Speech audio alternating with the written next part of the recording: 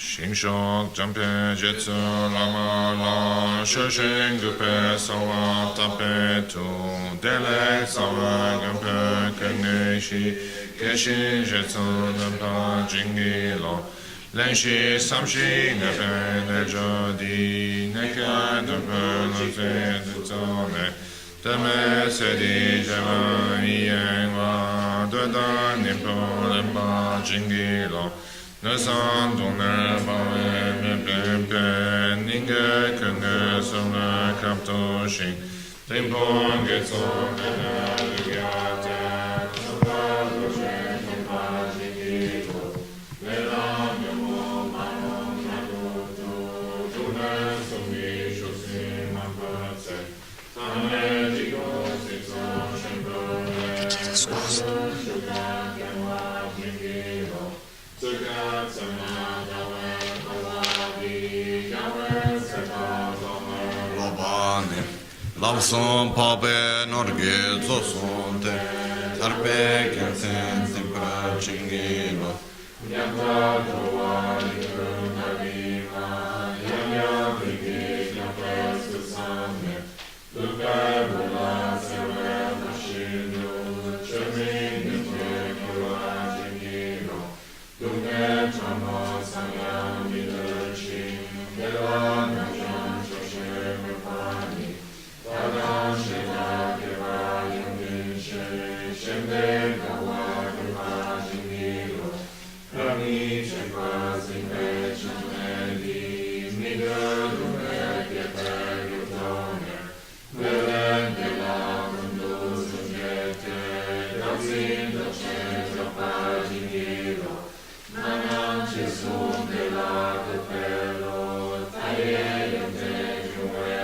Cotone, Trova Vida Nagita Langa, Sole Cepasi Pagingilo, Dona Gipara non Conana, Trova Scendo Bashi Separi, Bionda Yante Yawa Capello, Dace Yante Pagingilo, Ogni Gesù Kupa Kumigo, Madam Gesù Nante Kumishi, Deshi Dashen Jeruel Jola, Nale Nimboje Pagimiro, Dena Jesu Lama Tujece, Mayo Joe Titi Kumengu, Malu Data Dala Nipada, Davide Jeshe La Tamwai, Dopo della Pagingino, della Gesù Lama Tujece,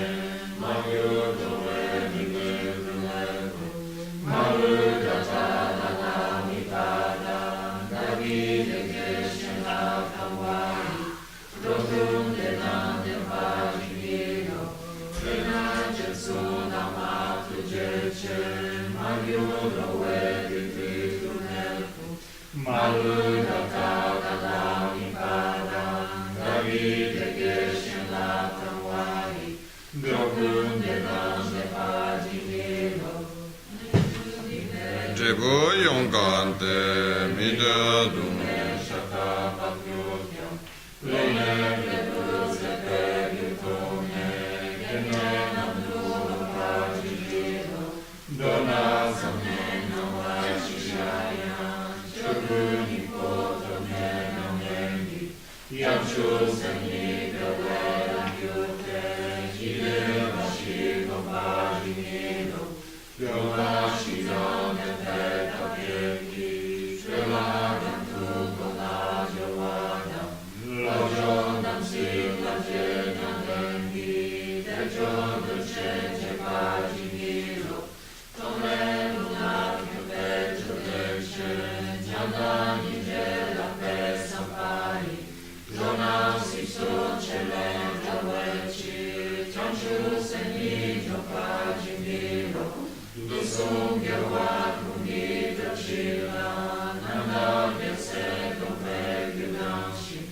Techo Tsutri Sumina Nela, Tsupadu Lenja Pagimiro, Lulano Chodu Sungya Choce, Sanchena Nando Pena Vyu,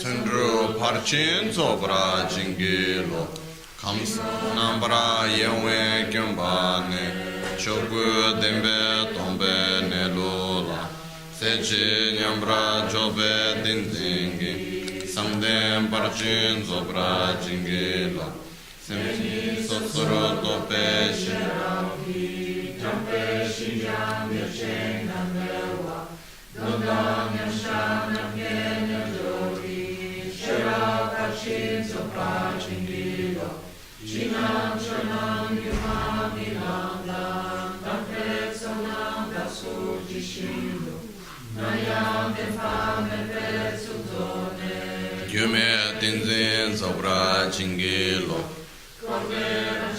Tuza me bada Gyunre tendre lua me ba ni Penso game trosu charwa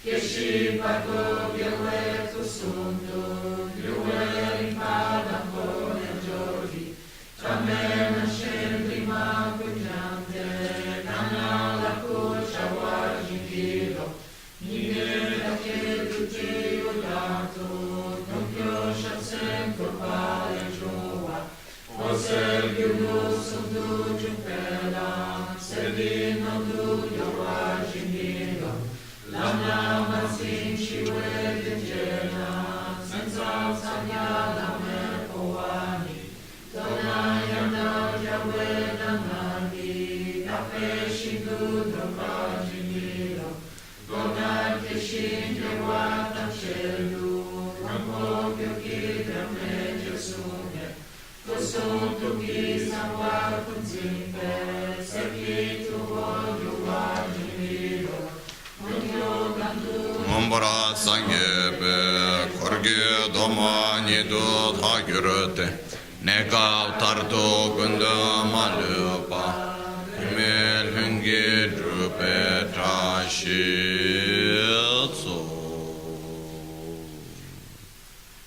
Facciamo adesso il mantra di Namgyalma, ok? Per qualcuno ancora bisogno qua si può distribuire, si passa perché in per favore.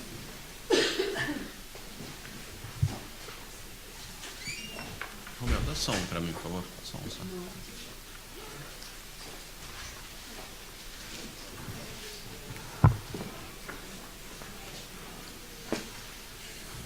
Scusa, Namgyalma è la divinità di lunga vita? Sì.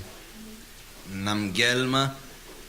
Namgyal vuol dire vittoria, vuol dire la vittoriosa, che sarebbe la divinità di lunga vita, sì.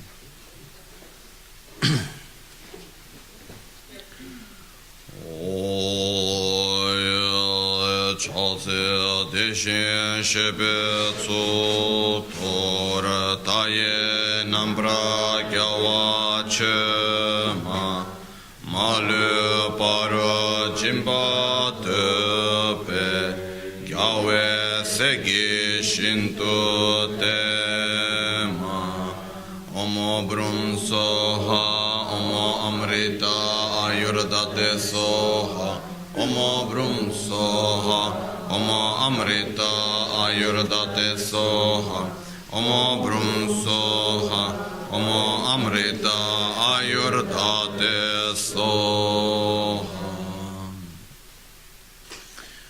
Omo Namo Bhagavate Sarva Trilokya Prati Visha Shataya Buddhayate Nama Tayata Om Brum Brum Brum Shodaya Vishodaya Vishodaya Asama Samanta Avabas Parana Gati Kagana Swabhava Vishuddhe Abhishinchantu Mam Sarvatata Gata Sugata Vajra Vachana Amrita Abhishekera Mahamudra Mantra Pade Ahara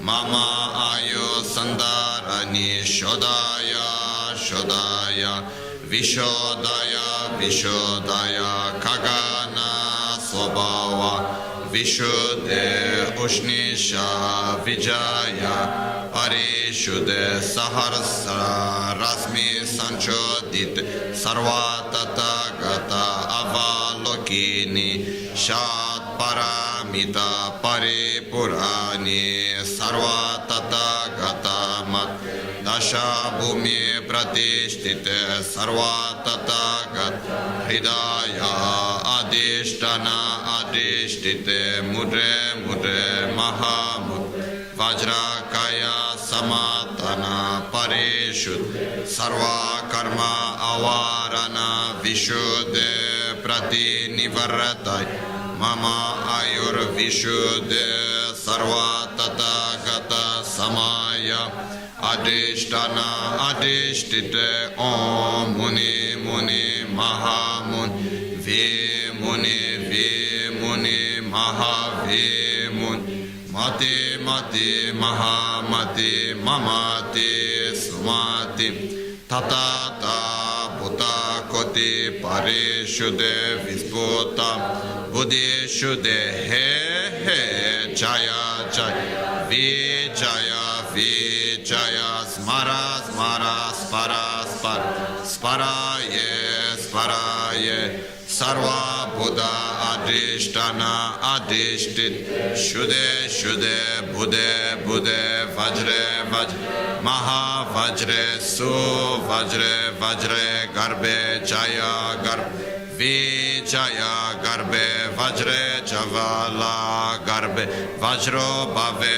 Vajra Sambhave Vajre Vajrini Vajram Bhavantu Mama Shariram Sarva Sattvanam Cha Kaya Parishuddhe Bhavantu Me Sada Sarva Gati Parishuddhesha Sarva Tata Gadasha Mam Samavasyantu Buddhaya Buddhaya Siddhiya Siddhiya Bodhaya Bodhaya Vibodaya, Vibodaya, Mochaya, Mochaya, Vimochaya, Vimochaya, Shodaya, Shodaya, Vishodaya, Vishodaya, Samantana, Mochaya, Mochaya, Samanta, Rasmi, Parishud, Sarvatata, Gatar, Hidaya, Adishtana Adishtite Mudre Mudre Mahamudra Mahamudra Mantra Pades Om Namo Bhagavate Sarvatrelokya Pratishtistaya Buddhayate Nama Tayata Om Brum Brum Brum Shodaya Shodaya Vishodaya, Vishodaya, Tasama, Samanta, Avabas, Parana, Gati, Kagana, Swabhava, Vishuddhe, Abhishinchantu, Ma, Sarvatata, Gata, Sugata, Vajra, Vachana, Amrita, Abhishekera, Mahamudra Mantra Pade Ahara Ahara Mama Ayo Sandarani Shodaya Shodaya Vishodaya Vishodaya Kagana Swabhava Vishuddhe Ushnisha Vijaya Parishuddhe Saharasra Rasmi Sanjodite Paripurani Lokini Shat Paramita Paripurani Sarva Tata Gata Mate Dasha Bhumi Pratishtite Sarva Tata Gata Hridaya Adishtana Adishtite Mudre Mudre Mahamud Vajrakaya Samantana Parishu Sarva Karma Avarana Vishuddhe Prati Nivarta Mama Ayur Vishuddhe Sarva Tatagat Samaya Adishtana Adishtite Om Muni Muni Mahamuni Vimuni Vimun Mahavimuni Mati Mati Mahamati Mamati Sumati Tadata Bhuta Koti Parishud Visputa Buddhishuddhe He He Jaya Jaya Vijaya Vijaya Smara Smara Spara Sparaye Sparaye Sarva Buddha Adishtana Adishtit Shuddhe Shuddhe Buddhe Buddhe Vajre Vajre Mahavaj So Vajre Vajra Garbe Jaya Garbe Vijaya Garbe Vajra Jivala Garbe Vajro Bhave Vajra Sambhave Vajra Vajrini Vajram Bhavantu Mama Shariram Sarva Sattvanam Cha Kaya Parishuddhir Bhavantu Me Sada Sarva Gati Parishuddhisha Sarva Tata Gata Samavashantu Buddhaya Buddhaya Siddhya Siddhya Bodhaya Bodhaya Vibodhaya Vibodhaya Mochaya Mochaya Vimochaya Vimochaya Shodhaya Shodhaya Vishodhaya Vishodhaya Samanta Mochaya Mochaya Samanta Rasmi Parishuddhe Sarva Tata Gata Hridaya Adishtana Adishtite Mudre Mudre Mahamud Mahamantra Pade Soham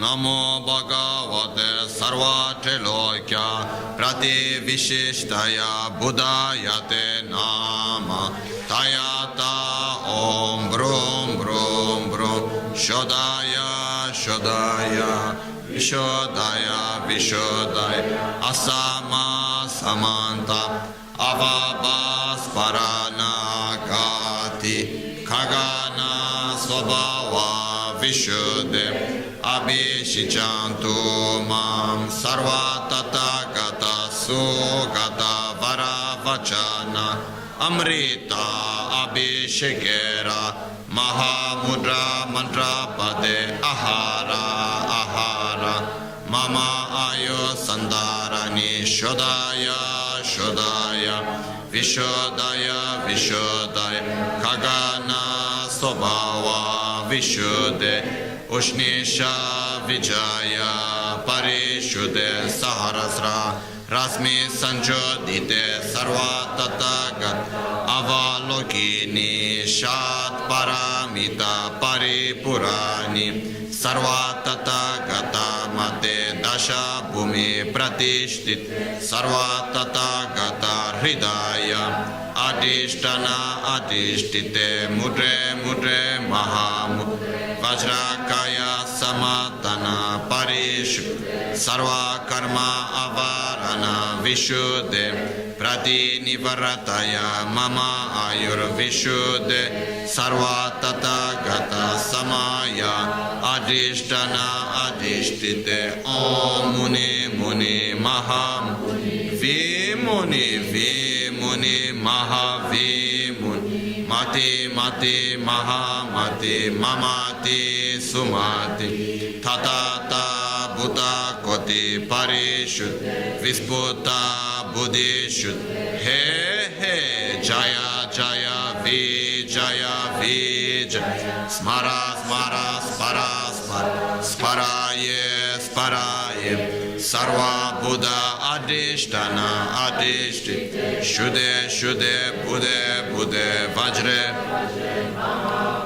So Vajre Vajra Garbe Jaya Garbe Vijaya Garbe Vajra Jivala Garbe Vajro Bhave Vajra Sambhave Vajra Vajrini Vajram Bhavantu Mama Iram Sarva Sattva Nam Cha Kaya Parishuddhe Bhavantu Me Sada Sarva Gati Parishuddhisha Sarva Tata Gatasha Mama Sama Vasayantu Buddhaya Buddhaya Siddhaya Siddhya Bodhaya Bodhaya Vibodhaya Vibodhaya Mochaya Mochaya Vimochaya Vimochaya Shodaya Shodaya Vishodaya Vishodaya Samantana Mochaya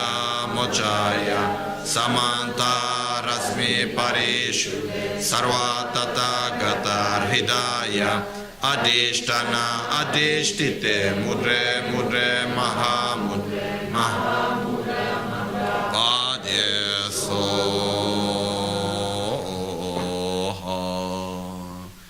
Omo Brum Soha Om Amrita Ayurdates Omo Brum Sohom Amrita Ayurdates Om Brum Som Amrita Ayurdates Om Brum Som Amrita Ayurdates Om Brum Som Amrita Ayurdates Om Brum Som Amrita Ayurdates Om Brum Som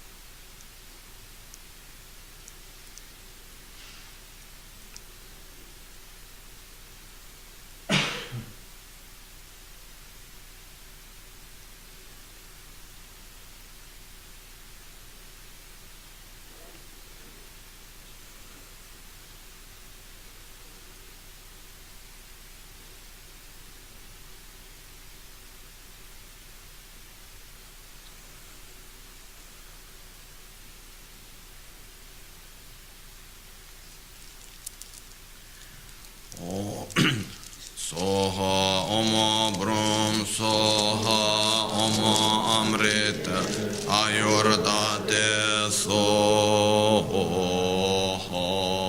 Kvadi Nyurdoda Namba Kerme Drubgjörne Trova Chikama Löpa Te Sala Köpra Sho Chitson Lame Kutse Nam Karatile Chochur Gebada Losan Tembe Drume Sasungi Trove Muse Tato Nekyurj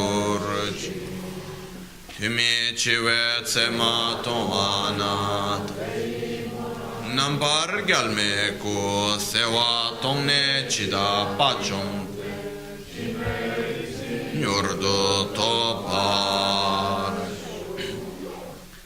Sange Chedan Soge Chanamla Chanchu Pardu Dani Kyapsu Dage Chinso Gibe Sonamgi Drola Penchira Sangye Drupar Sangye Chedan Soge Chanamla Chanchu Pardo Dani Kyapsochi Drola Penchira Sangye Drupar Sangye Chedan Soge Chanamla Chanchu Pardo Dani Kyapsochi Dagi Chinso Gibe Sonamgi Drola Penchira Sangye Druparash. In the Buddha, Dharma and Sangha, I take refuge until enlightenment through the practice of generosity and the other perfections. All sentient beings. So just before we start with the Bodhisattva Charyavatara, just want something very short. That it remained in my mind, so if I don't say it, then while I'm giving the teachings, it's back there saying I need to say something. It's not something public, but anyhow, no need to go into details, but this morning I was with Rinpoche, and before coming down, I came a little bit late, because Rinpoche was a bit busy doing some phone calls with Tibet, and it was a situation, samsara is everywhere. It's not because we are in maybe Tibet, monasteries, that everything is perfect. People also have jealousy, envy, attachment, and all the rest. So problems happen everywhere. And there is some very difficult situations, and of basically problems of communication between parties, and quite difficult situation. And the only person that can looks like the only person that can solve this is Rinpoche. Because from all the sides, the only person that they really trust is Rinpoche. Why? Because Rinpoche is a very important master. But even Papunka Rinpoche, the reincarnation of Papunka Rinpoche, even Papunka Rinpoche said, the only person that can fix this problem is Lama Ganchen. So it's something that, why? Because Rinpoche has this ability of having true equanimity, which means true equanimity doesn't mean to do the same to everyone. This is not real equanimity. Like to have true equanimity is not, okay, I give hot water to one person, I give hot water to everyone because I have equanimity. One person needs hot water, another person needs cold water, another person should not have water. The real equanimity is to act to each one according to their real needs, with the same love to everyone. So even in this situation, Rinpoche is far away in Tibet. When we're not talking about situations between two people that they're not getting along, whatever stupid things that we have so many times here. We're talking about really big institutions and problem people with power and position and everything else, and like thousands of monks and all of this, and in between they have some difficulties and so on. And who they trust? Rinpoche. So because Rinpoche, to each side, he knows how to see them, he knows how to say what they need to listen, he knows how to arrive in their heart to each one. So they trust him. So this is something that, because normally when you have two parties, if I talk to the other one, the other party will feel, I'm not here anymore, he's not anymore my friend. And vice versa. But Rinpoche is able to touch the heart of each one and to show them that they can trust him on each side. So through that it's possible to put things together. So this is just to say the preciousness that we have here. Rinpoche is not only thinking, he's all the time thinking about Albagnano and each and every one of us, but also have so many other things that he's doing all the time also. Okay? We even don't imagine how many things that Rinpoche is doing. Really. In India, in Nepal, in Tibet, everywhere.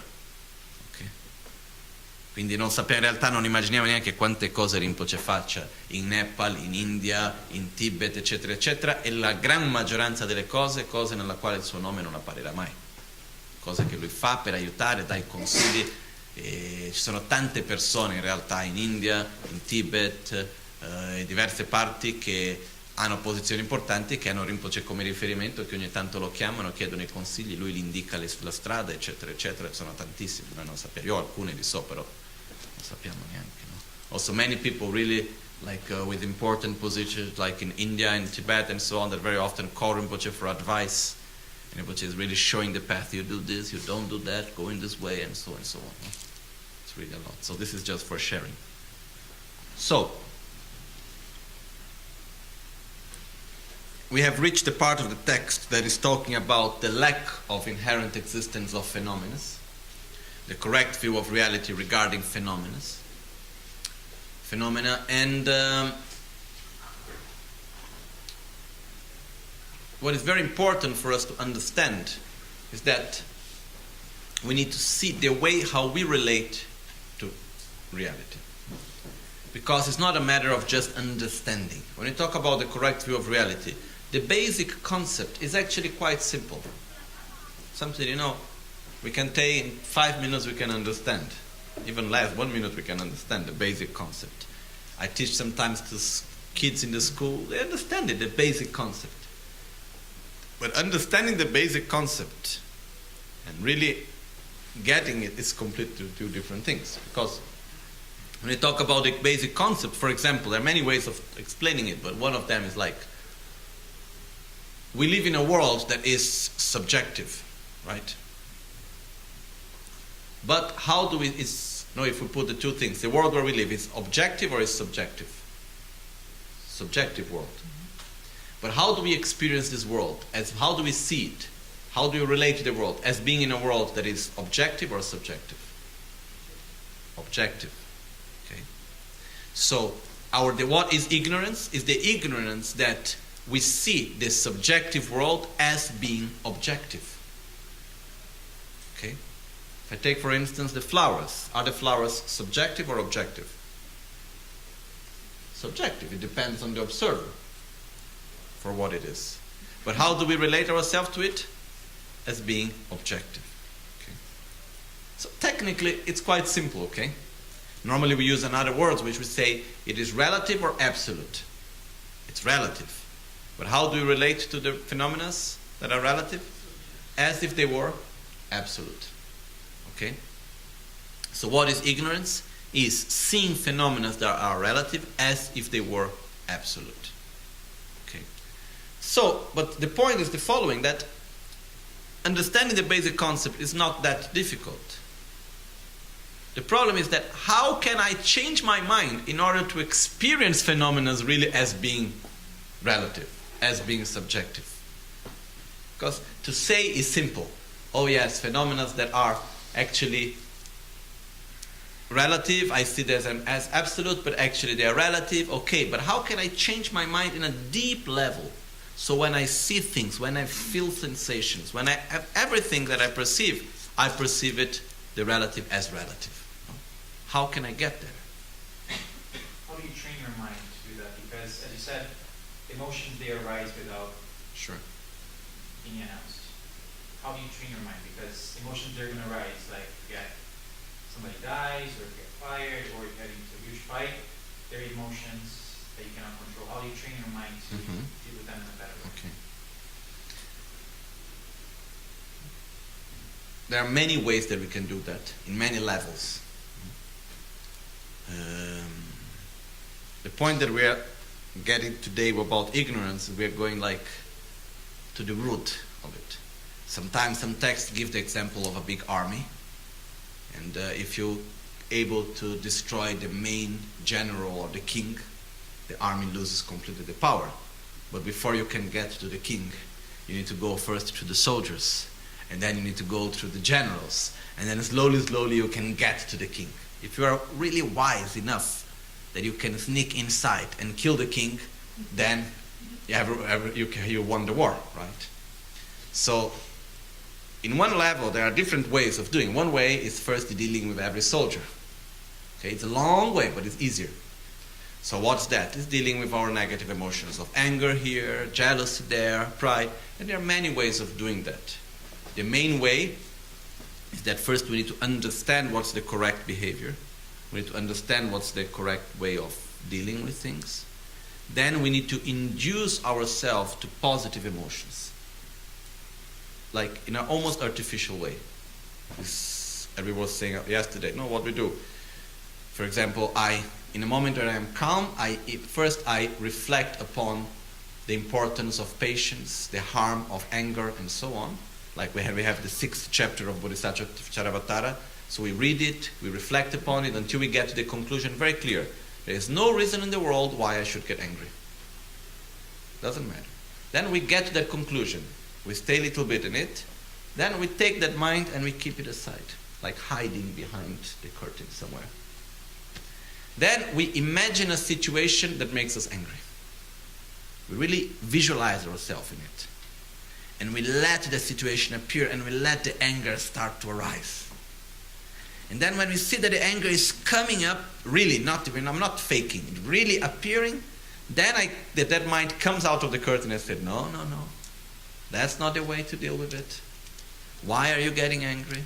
There is no reason why to get angry. Look the harm that it's going to bring to you. And then, within visualization that we are doing, we have a different attitude. We are able to, sometimes we are not going to be able to do that in the beginning, then slowly we are able, in visualization, to act differently.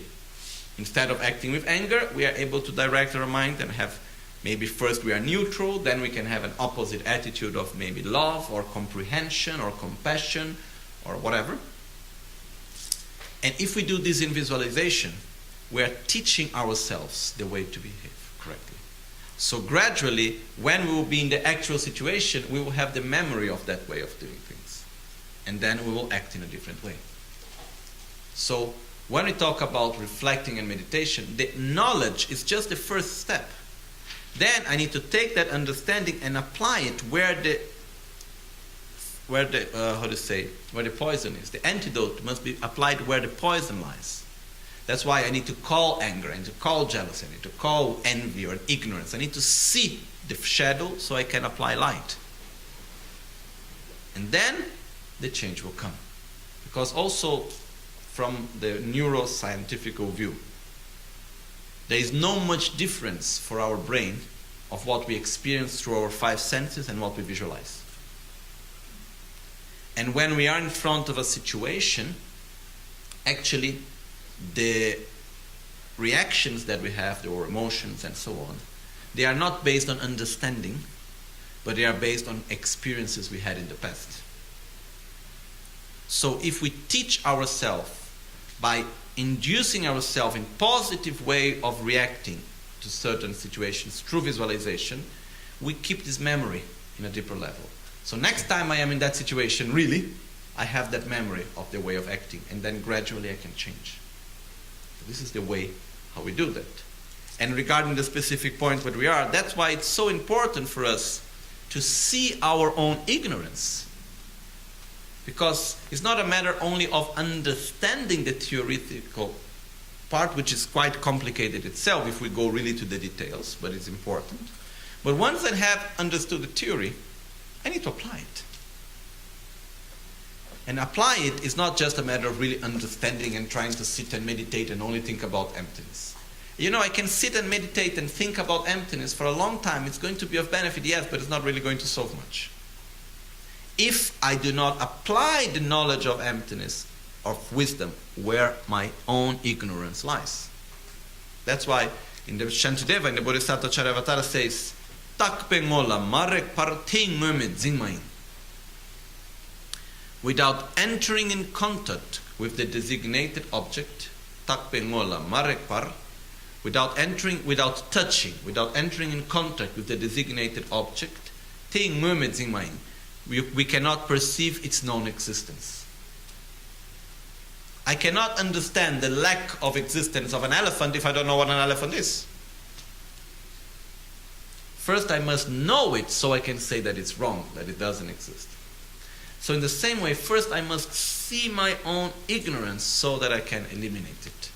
I must see how do I experience phenomena as being of inherent existence. Do I have this experience? Do not. Do I see things as being of absolute reality? If I do, what's wrong with it? It's actually quite wrong, because we may say, yes, phenomena are relative, I see them as an absolute, and so what? There is a big problem coming out of it, because in the moment that I see things as being absolute, I create an attitude of being totally dependent on everything else and independent at the same time. It's strange to say, but it's really working. By not understanding that we are interdependent, we see ourselves being independent of everything, and everything being independent of us, and because we are independent, we create a dependence. Which means what is happening around me doesn't depend on me. What I am, it's only on me. So what happened, because the reality is not interdependent, it's not, how to say, one side sustaining the other. If I need something, I must get from outside. That thing is making me suffering. That thing is giving me happiness. We create a dependence because that's the fault of that. I have nothing to do with it. So based on that, from the ignorance of grasping at phenomena as being absolute, as being objective, as being of inherent existence, intrinsic existence, what we do? We generate selfishness, which is this obsession with self-gratification, which is the fact that we see ourselves as totally separated from the rest of the universe and everything else, so we are always protecting ourselves because I have nothing to do with the rest. From this attitude, what happens? That this makes me happy, I must have it. This makes me suffering, I must avoid it. So we generate attachment, desire, hatred, jealousy, pride, miserliness, and so on. And out of that, what happened? We suffer. So one of the most important things for me of Buddhism, of what Buddha taught, is that Buddha teachings are not in order to be pleasurable. There are many things that Buddha taught, especially, for example, when we explain the 12 links of interdependence. They're not pleasurable things to know. But they are coherent. I think one of the most important words in Buddhism is to be coherent. Why do we see phenomena as being empty of inherent existence and this whole stuff about the correct view of reality and so on? It's not because we must see this way because Buddha said. No, it's because that's the way how things that is coherent with our direct experience, is coherent with the logics, with the understanding. And that's what we need. We need to relate to the world in a way that is coherent. Because by relating to the world in a way that is not coherent, we generate a lot of suffering also. No? Making a short example. How many times in our lives we suffered because something happened in a way differently than we have expected? Sometimes it may have happened, no? Okay? So I expect something to be in a way, and then it's different. Maybe it's still good, but it's not as I expected, so I am sad about it. Okay? And if we really look, what makes us what makes us suffer more? The expectation or the actual fact that happens? We suffer more because things are not as they were supposed to be, or we suffer more because what things actually are. By the way, how they were supposed to be. So we are a little bit stupid, huh? Because a little bit is to be nice, but what happened is that we are quite stupid in the sense that when we stop to think for a minute, can I decide what is going to happen tomorrow? Can I control reality? No. I can direct my actions in order for things to go in a way, in order for things to go in another way. I can put the best of my effort to make things go in a way. But even the knowledge that I have of cause and effect, and the knowledge that I have, and the ability that I have to, on the, how to say, the variables that are there, are too small, Too many things are necessary, too many causes and conditions are necessary for this moment to exist as it is. For each and every one of us to be here, how many things needed to happen? How many things happened, and if it was not for that little thing, that little sound that we heard, that little thought that we have, the word that we said, the place that we have been, the person that we met, whatever, if it was not for that, we would not be here today. So many things. How many times in life something that looks negative happens, then finally it brings a positive result? Something that looks positive and brings a negative result.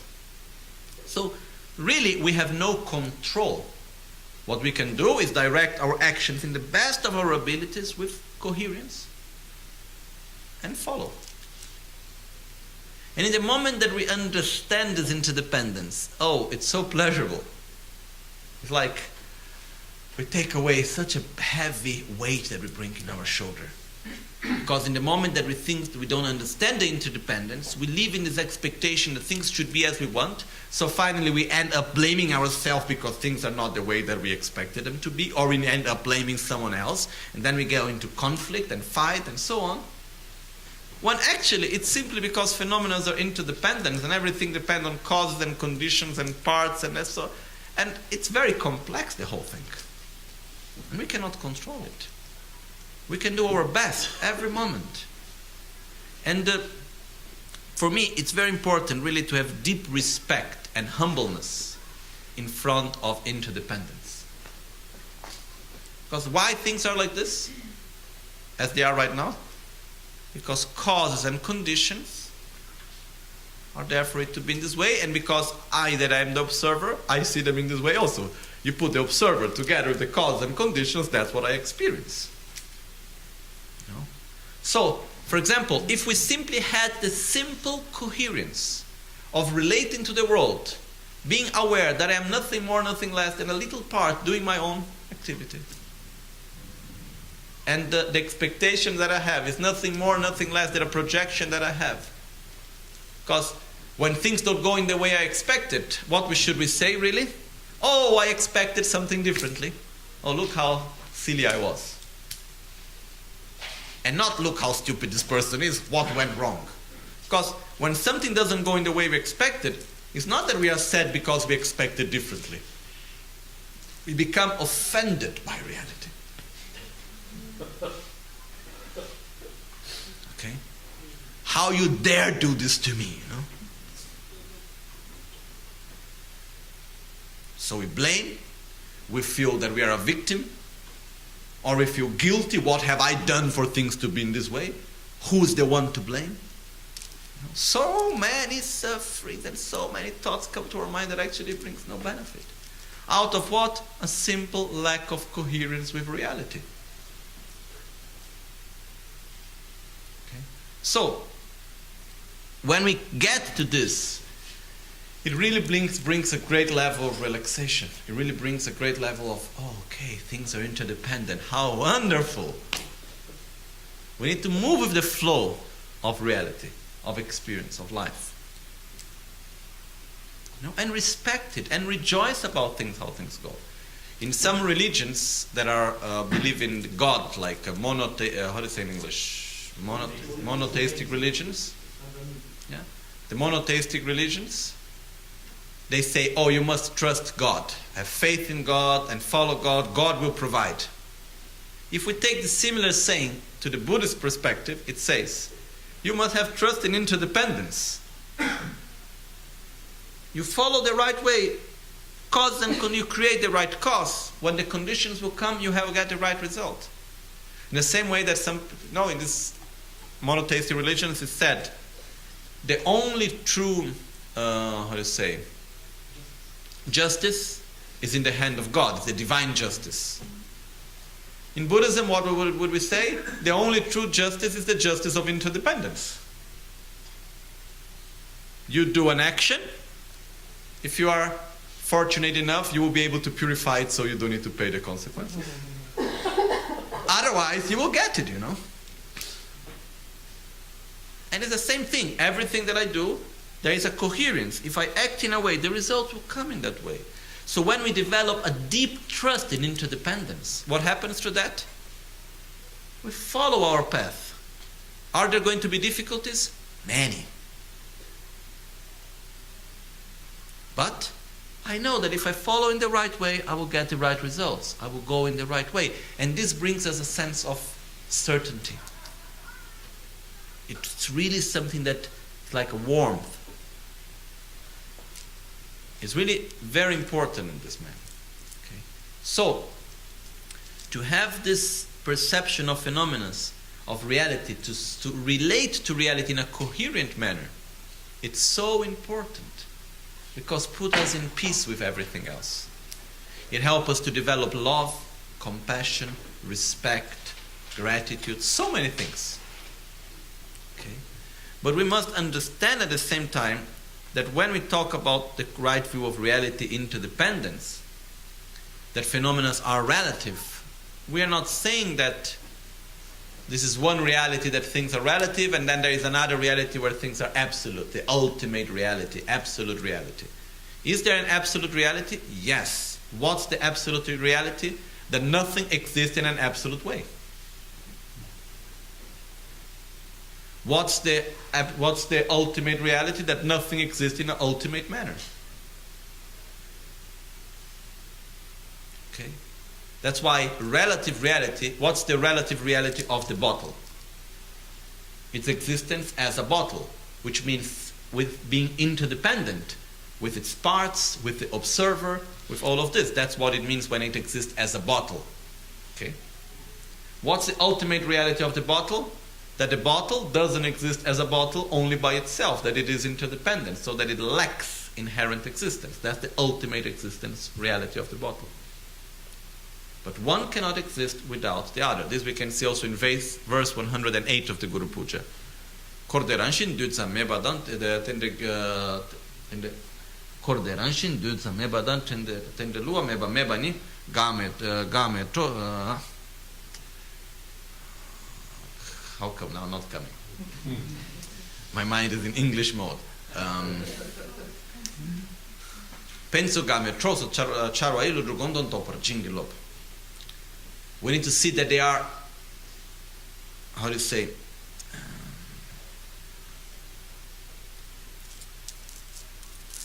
supporting each other. It's not complementary. What is complementary? If we read the verse, what is complementary is not samsara nirvana. It's relative reality and absolute reality. The lack of inherent existence and the law of cause and effect, interdependence, they go together. Okay? But the most important thing right now that we need to get is that there are many ways in which actually we see and we relate to phenomena as if they were of inherent existence, as if they were of absolute reality. Okay? And the question is not really, are they of inherent reality or not? Okay, this is something that we can get without so much difficulty. The real quest is, how do I change this perception in a deep level in my mind? Because what Buddha taught us is to change our mind in its deepest level. You know, in one of the terms that is used in the West is ontologic, which means the aspects of our mind that are independent of the cultural basis. For example, jealousy, pride, miserliness. You can go to anywhere in the world, people have jealousy, pride, miserliness in the same way. Love, compassion, different aspects, okay? So, in Buddhism we call it kundak and henkye. Kundak means the constructed aspects of our mind. Henkye means the spontaneous aspects of our mind. The constructed aspects of our mind is everything that, all the aspects of our mind that are a result of what we have learned, the experiences we have had, the culture where we live, and so on. Do you take past life as well into that, or just no, this life. Kundak, constructed aspects, are all things that are specifically from this life. And many of them we don't know that are actually constructed. No? Spontaneous are all aspects that we bring from life to life, and they are totally independent of the culture, of the place where we grow up, and so on and so on. No? One example that I was giving the last time I was giving teachings about this, about the constructed aspect, no? That most of the things that are constructed, we think that are not constructed. Okay? But actually it's nothing more, nothing less than something that someone taught us, that's something that we constructed as a concept. No? The most simple example that I saw, that I like this example, is the fact of colors. That what's the color for boy and what's the color for girl? Okay? The color for boy, blue. The color for girl, pink. Okay, why is pink the color for girl? Why? Because it's pink, the color for girl. That's the answer that most of us would give. You cannot put a boy. You would not take your 6-year-old boy and dress him in pink and send him to school, you know, poor thing. Okay? I like this example because when I was a kid, really I was like first grade, I think it was 7 or 6, 7, I couldn't understand why there was a problem in a boy wearing pink and vice versa. I couldn't understand. Colors are colors and so what? This was it was really difficult for me to get the point, but it was okay. Now I understand why. Basically for one reason. We are 1918. Okay? 1918, beginning of the Industrial Revolution. They started to have a possibility to put colors in the cloth, in the clothing, in a way that was cheap for people to buy, affordable. And before it was very expensive to have colored clothes, so everyone dressed the same color, basically. It was this white, cream, gray, whatever. And then in 1918, more or less, around that time, they were able to start to color clothing. And they started to sell. They need to teach people that they can buy colors and so on. So they started the first marketing campaign in 1918 for clothes for children. And they started to say that the pink color was for boys and the blue was for girls.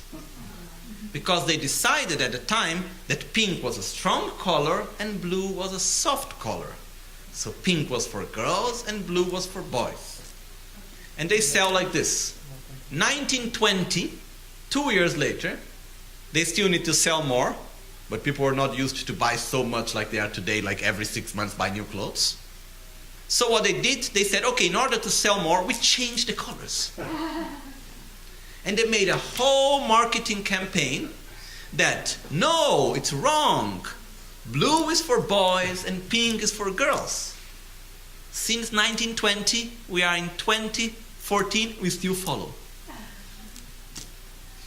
Not even knowing why. Okay? This is a constructed view. That we even don't know where it's constructed from, you know, we just follow. And we have so many constructed views about reality, about so many things. And many of these views are very harmful to our lives. Huh? Some are good, some are harmful. But in Buddhism, the point is for us to eliminate the constructed views that are harmful, but most of all to change our mind in a deeper level, which is the level of our deeper emotions, which is ignorance. Ignorance is not the fact of not understanding one thing or another. Ignorance is the grasping at phenomena as being of absolute reality, which is not from the mind, it's really from the heart. We really relate in that way. So in this way, there are different objects to which we relate to them as being absolute, as being of inherent existence. That's why the teachings divided into mainly 5 parts. 2, and the second one is divided into 4. The first one we can divide into 2 is we grasp at inherent existence of the self and of the phenomena, everything else that we can perceive. So, the self is quite a long way to explain it. We have already seen that in December. I'm not going to go back again to it, otherwise we'll never go on with the text. We always repeat everything. But basically, when we think about ourselves, right away we see it as something solid. Or you harm me. You know, if we are walking the road and someone said, oh, you stupid, you know, whatever. You are a liar. What's our reaction? Me? No. But who is this me? You know? We are right away harmed. Or when someone comes and say, you are how wonderful you are so beautiful, so special, whatever. And we feel, oh, how special I am. Okay? But when we go to look at this me that is being harmed or is being flattered, who is this me? Where is it? Is it in the body? Is the body the me? Is the mind? Is it exist in separately of body and mind? No. What is the me? The I, finally, if we are going to go direct to the conclusion. Finally, it is nothing more, nothing less than the imputation of the identity I based on body and mind. We cannot find the self separately from the imputation that we have of this identity I based on body and mind. That's all. Okay? So how can you harm me? Can you harm me by saying that I am stupid or anything like that? Actually not. But still we suffer. Okay.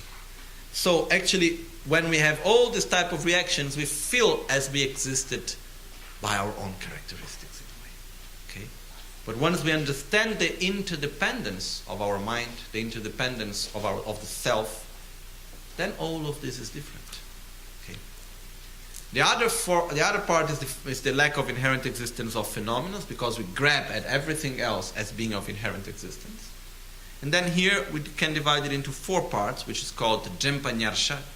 Jempa Nyarsha, it's translated also as the near, it's like the, how do you call, in a boat you have the anchor. It's like the anchor of awareness, it's called. So there are 4 anchors of awareness. We meditate also when we do meditation, like Vipassana meditation is used also in different parts. We call where we put our awareness. There are 4 anchors of awareness. In this case, there are 4 points in which we project our own ignorance, through which we see phenomena as being of inherent existence, that are our own body, our own sensations, our mind, and everything else. Okay? All the other phenomena. But it's given a special emphasis for the body, for the sensation, and for the mind. Because if I understand the lack of inherent existence of the flower, doesn't mean that I really grasp at the lack of inherent existence of my mind or of my sensation. Okay? That's why we see one by one. Okay? So with that we now get to the point of the, to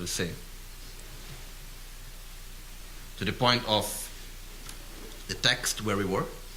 So at least we need to read one verse. Okay?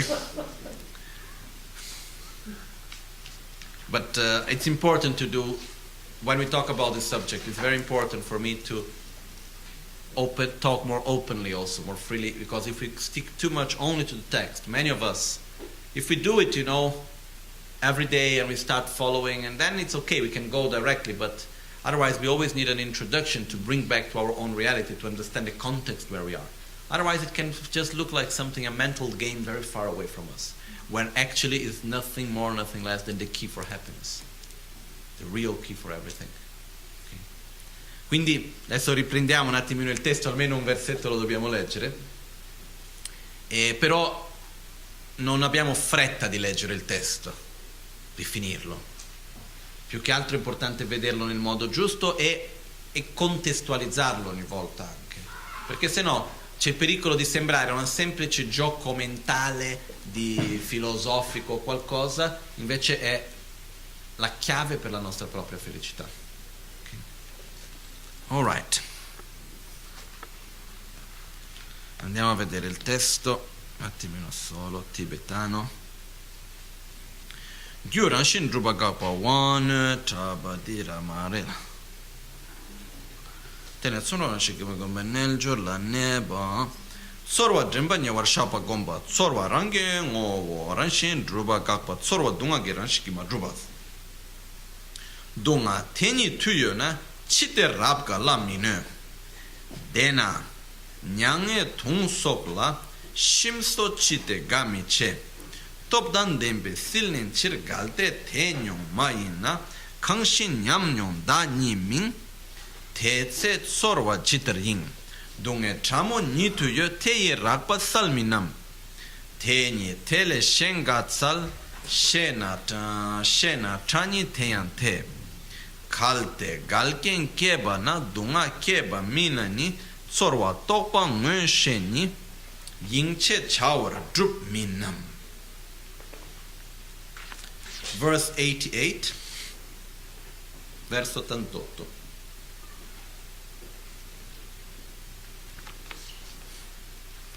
If suffering existed by absolute nature, how is it that it doesn't undermine experiencing pleasures? And if happiness, for those tormented by grief and the like, were a tasty dish or such things, why doesn't it make them delighted? Suppose you answered, it is not experienced because it's outshone by something that's more intense. Well, how can something not in the nature of an experience still be something in category of a feeling? Suppose you replied, couldn't it still be suffering, but in a subtle state when its gross level has been displaced? Well then, you could also say that, other than that, it was a slight level of joy, and then absurdly, it is subtle state would be one of that too. Suppose you said, but at the arising of incompatible conditions, there is the known arising of suffering. Well, doesn't that come down to establishing that a feeling is merely something hung on by a conceptual thought? Because of just that, the discerning because of just that, this discerning analysis needs to be meditated as it's appointed. Needs to be meditated as its opponent. The stability of mind that grows from the field of examining is the food of the yogis. One thing that is important for us to remember, why the 9th chapter is so difficult, because it is actually a debate between the many philosophical schools. And here there are many points of view that are of different philosophical schools, non-Buddhist and also Buddhist, that we don't know these schools. We have never studied these philosophical views. So when we see they are cited here, some of their views are refuted, we even don't know really what are the views. So it's a little bit difficult. Sometimes we don't really get the actual meaning of what it's saying because of that, okay? But I try to explain in the best way. I'll make now in English a short version, then after lunch I'll make the long version of this. But the point is that here in the text, Shantideva is giving the first view, and then after explaining, making a debate between some different philosophical schools. Okay? That's why the text sometimes is difficult, because we don't know really these philosophical schools. But what happened is the following. First of all, let's just imagine our sensation. Okay? Imagine a sensation of pleasure or a sensation of suffering. And not the object that generated us happiness or suffering, the actual sensation. But to get to the sensation, we need to remember the object, the situation. Then we observe the actual sensation. And when we observe the actual sensation, we will see finally that the way how we experience the sensation is just as if we had nothing to do with it. As if it's independent of us. For example, when we suffer, I don't want to suffer. Why am I suffering? Because I am a victim of whatever. And the suffering has nothing to do. I'm not the creator of the suffering. If I am suffering, it's because the suffering is there. Okay? So we see the suffering, we see the happiness even, as if it's something that has nothing to do with us directly. It's there. It's not interdependent with me. I'm not the creator of that. I'm not part of it. So it's how to say, I must find something else to take it away, because I am not the creator of the suffering very often. So very often we feel trapped in this way also, within the suffering. So if we actually start to analyze and observe, we will see that our sensation of suffering does not exist inherently, as it appears to us. But the first point is to be able to observe how sensations appear to us as being of inherent existence, as being autonomous, as being existing by its own characteristics. But by reflecting upon it, we will see that actually it's not like that. By observing, we'll see that it cannot be like this. First of all, because sensations change. That's what Shantideva is telling us. Sensations are always changing. First we have a moment of pleasure, then we have a moment of suffering. We're always going up and down. So if sensations would be inherently existent, it would never change. If it would exist independently of everything else, it would never change. Why? Because what makes change? Interaction. Why things change? Because they interact. Even when we have a food and we don't want the food to go bad, what we do, we make less interaction. We take out the air, we put it in vacuum, we put it in the fridge, whatever, so it interacts with less things. So it changes less. It doesn't mean that it doesn't change, but it changes in a different way. So the more interaction there is, the more change happens. Okay? So, in the same way, if our sensation would exist independent of everything else, it would not interact with anything, it would not change. And we don't need so many arguments to say that our sensations are impermanent, right? Today we are happy, then we see a person, then we are sad, then we see another person, then we are happy, then we eat something, we are happy, then we eat another thing, we are sad, whatever, okay? We're going up and down, all of us. That's the objective. Is like first we go happy, sad, slowly we need to make this curve less and less until we get to level of stability. Where yes, there is happiness, but it's not this happiness with the expectation that it should last forever. And yes, there is suffering, but it's also nothing too bad, it's okay, something not nice, but it doesn't go deep. We're able to have a certain level of real stability. That's the goal. Before we get to the final goal that is always perfectly stable and happy, okay, which we call enlightenment. But our sensations are impermanent, and at the same time, they are interdependent.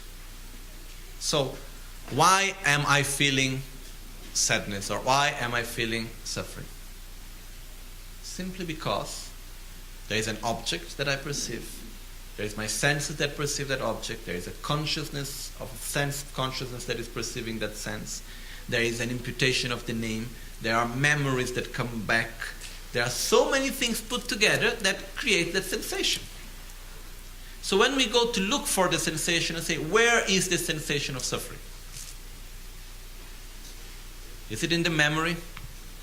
Is it in the object? Is it in the sense? Where it is? We cannot find it. What is the sensation of suffering? Is that we attribute a value that we call suffering to so many things put together. Okay? So even the suffering doesn't exist as something that exists only by its own characteristics alone. It is also interdependent. And when we actually are able to understand that, if we get there, we will be free from this, in the sense that then we feel really freedom, we are relaxed, we say, okay, I don't need to be afraid of suffering even. Because one important thing is that when we see suffering as something that is independent of us, we get afraid of it. And by being afraid of suffering, we suffer even much, much more. No? If we look, most of us, we suffer more from what actually happens, or we suffer more for the fear of suffering. The fear of suffering. Okay? So, what's the point? There is a text of Sri Rinpoche, very beautiful text, quite strong actually, where he says we need to be friends with suffering. We should not, it doesn't mean we must suffer, so we must create situations to suffer. What it's saying is that we should not be afraid of suffering, and when suffering actually comes, we should welcome it. Because if we use suffering in the right way, it's very beneficial. No? Very often it happens to people, happens to all of us, that if there is no suffering, there is no real change. As it said always in the Bodhisattva Charyavatara, Dungal menang ngechung me. Without suffering, there is no the determination of extinction of suffering. There is no the determination to emerge out of it, to change. So very often, the deep changes happen in people in difficult moments. So they are sacred, they are important. If we know how to use suffering the right way, it's very beneficial. If we don't, it just makes more and more suffering. We just go deep into it and we never get out. And never doesn't exist, but for a long time we don't get out. Okay? So, when we are not afraid of suffering, we can see suffering can even be good. Because it's like someone pushing us to make change. Say, okay, that's good. When we suffer, if we are not afraid of suffering, and we understand that even the sensation of suffering is interdependent, first of all, sooner or later it will change. Second, it's there because so many things have happened together, so if I don't want anymore that sensation, I should change my behavior. Because I cannot change other people. What I can change is my attitude. What I can change is my own way of perceiving the world, the way how I relate to everything else. So that's what I can do. It's interdependent, so I can do something about it. I am not a victim. So, in this way, sure, it's not something that it's enough just to say once and to understand. Something that takes time, takes a lot of reflection, takes a lot of effort, but it's possible. Because no one really ever taught us to observe our own sensations. No? It's not like we go to school where we have sensation observation class.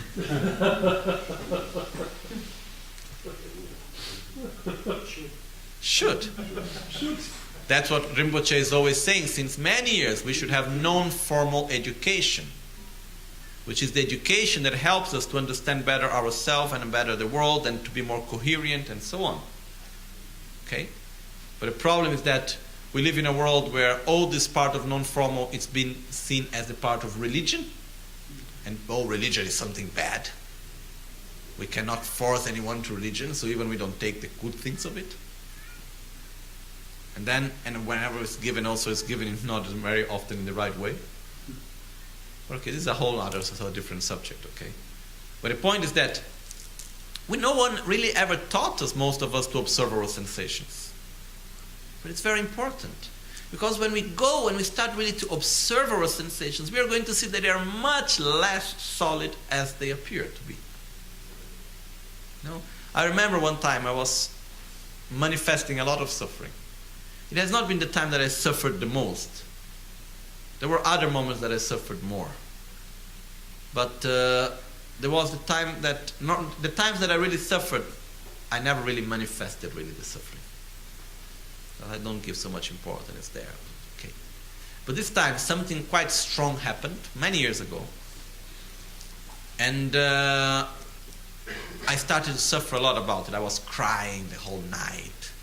And I was there. And I remember in the middle of all of this situation, suddenly I looked at myself and I said, what am I doing? And it was like if I was looking for the suffering, I couldn't find it anymore. But there was something wrong with that. Why am I not suffering? Look what is happening. So somehow I started to force myself even to suffer, and to cry and so on. Because I cannot be that I am fine. But what happened is that when I start to search for the suffering, I cannot really find it. Because if I take each and everything alone, okay, this is like this, fine, that is like that, okay, things were good. And the most of all, at that moment, what was happening, the life, everything was okay. The present moment was okay. The problem was the expectations that were not there. I have done a big project, it's not possible to fulfill, things happen in the way I thought they shouldn't be, and so on. But my actual physical sensation of the moment was wonderful. Nothing really wrong was happening, We suffer really very, very, very little from physical suffering. Most of our suffering is just because of our mental stupid activity, because this should be like that. That person should have never acted in this way. How he can do this, how he can do that. And then we have this crazy idea that you can really understand what is happening in the head of the other people. So we suffer because they are doing this and they are thinking that. And it's completely different, So when we go actually to analyze and to look where it is, finally we will see that it doesn't exist in the way how it appears. So we relax. Okay, I don't need to suffer. In the same way, when we have happiness, we also believe that happiness is solid. So what is the consequence of that? When we are happy, we expect happiness to exist forever. And when it stops being there, we blame someone for that. And we are worried that sooner or later it will end. So we make it finish. It's like I'm drinking the water and I really enjoy the water. Then I start to worry that the water will finish. So I'm not able to enjoy the water that I still have. It's like two people meet and they like each other. Then they have 1 week together. Then the week is about to end. Instead of enjoying each and every moment until the end, no. How we are going to do now that you need to go, why you are going, instead we should be like this and blah blah blah, blah, blah, blah. Oh, that we know so well. Instead of enjoying. Huh? So, this comes from what? From when we have a positive sensation, we have the expectation that it should last forever. When we have a moment of suffering, we have the fear that it will last forever. Why? Because we relate to sensations as if they were inherently existent, as if they existed out of their own characteristics, as if they were independent of everything else. In the moment that we understand that they are interdependent, even if I am suffering, I understand that it will end sooner or later. And I can do something to make it end also. So it's a complete different way of dealing with it. Okay? So this is the important point here.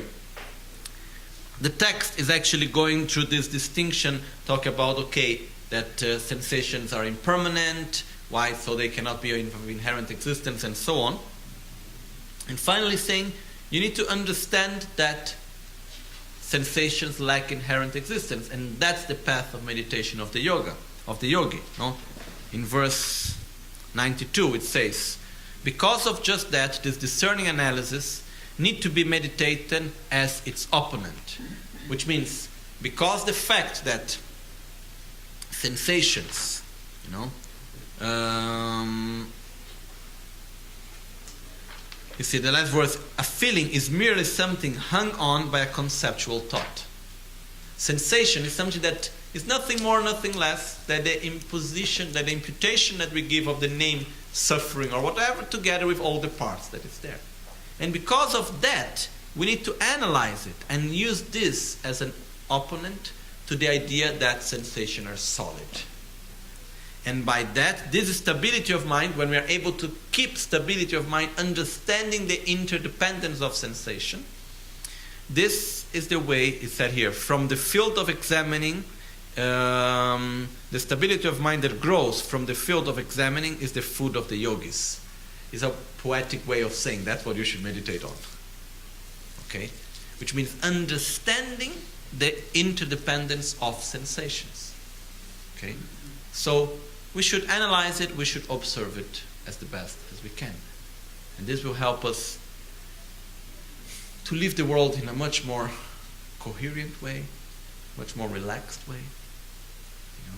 We do things, we put passion into things, but we do not let ourselves be driven by things. Because we are part of it. We are not anymore a victim of what happens around us. Okay? And we have freedom to choose, to change what? A little part of reality. But it makes the whole difference. We can change the way of our perception. We can change the choices we make. But when we have this freedom, then we can really choose clearly the way how to direct our life. But to understand that we have this freedom, that we are not a simple victim of the world that is around us. Okay? And to understand that, one of the points is understanding that our sensations are interdependent. They do not exist as they appear to us in a solid, intrinsic, independent way. Okay? Jetson lame kutse rapten chi namkar trile chochur gepadam losan tempe treme sasungi drove munse tatu ne gyurchi nimo dele tsendele nime kuyan delekshi Nitse takto delekpe kuncho sumgi jingilo kuncho sumgi modrupso kuncho sumgi trashishu. At dawn or dusk, at night or midday, may the three jewels grant us their blessings. May they help us to achieve all realizations and sprinkle the path of our lives with various signs of auspiciousness. Oma huntemba lame sangye rinpoche, kyoba lame tamcho rinpoche, dremba lame gindu rinpoche, kyamne kuncho sumla chopa.